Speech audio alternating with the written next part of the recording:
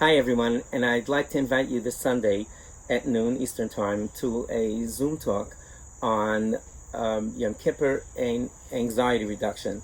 And I want to talk about the significant spike that I'm seeing among people who are dealing with anxiety in the first place around the Yom Noraim, which means the days of awe. We understand the reason for the anxiety, but I want to try to talk about repurposing it into a broader discussion about what it means to face HaKadosh Baruch Hu and to give a cheshbon of how our year went and what we hope for the year to come.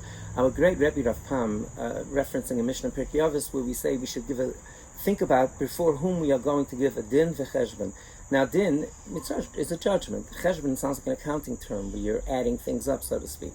So Rebbe said, again, quoting the Vilna Gaon, that din is the judgment part. Cheshbon is an accounting, meaning you could have accomplished this with your time, with your year, with the ability that you have. And how well did you stack up against that? That's a totally different thing. That's less anxiety producing.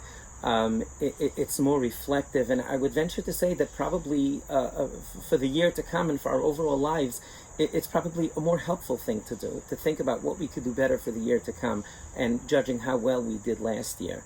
And our Rebbe, also, the second to last pasuk in this week's parsha, it says that Hashem tells Moshe Rabbeinu that you won't be able to come into Eretz Yisrael al asher me'altam bi, because you sinned against me with the me'meriva, va'al, and then that's one part, that's the din, Rebbe says, and al shelo kiddashta maisi, that you refrained from doing a kiddush Hashem.